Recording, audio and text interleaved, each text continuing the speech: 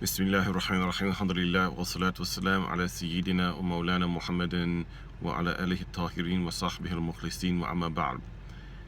Just want to share a few thoughts about the bombing in Baghdad and just how American Muslims react to these situations.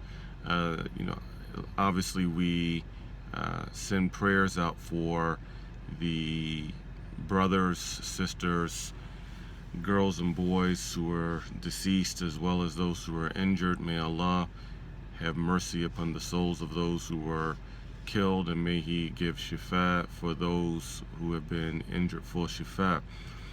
As we all know that the vast majority of Daesh victims are people who are Muslims. We can turn on the news almost every day.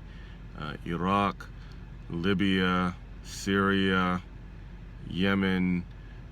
We just had the recent incident that took place in Bangladesh, and the list goes on and on about the victims of these attacks.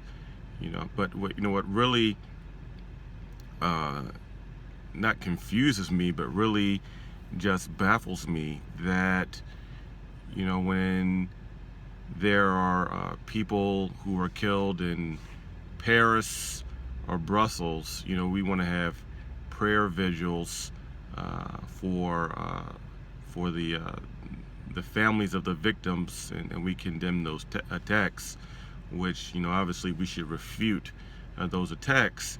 But when these situations take place to Muslims, it seems as if we're not as troubled by it publicly, and we don't lift that up more in the public. Even our organizations don't even lift it up as much, and it really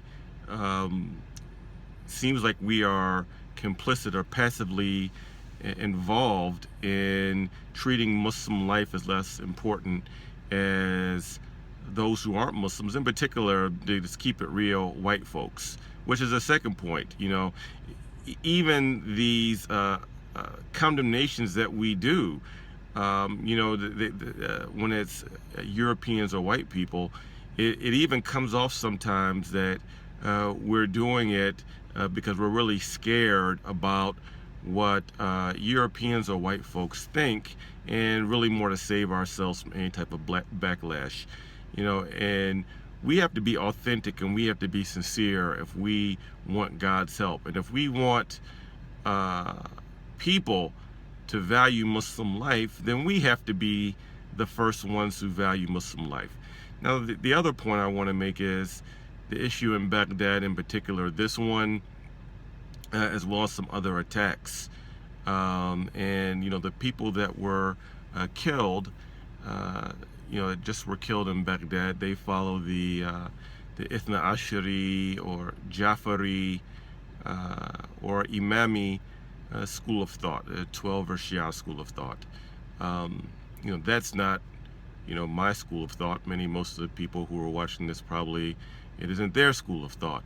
But it also, it strikes me as really interesting that, a lot of us want to spotlight, that, there are Muslims who were killed in Baghdad, or valuing Muslim life. We should lift up Muslim life and say, oh, look, see, Daesh, killed Muslims too. But then, we have leaders and we have people amongst us, who don't even think that the brothers and sisters who were killed actually are real Muslims.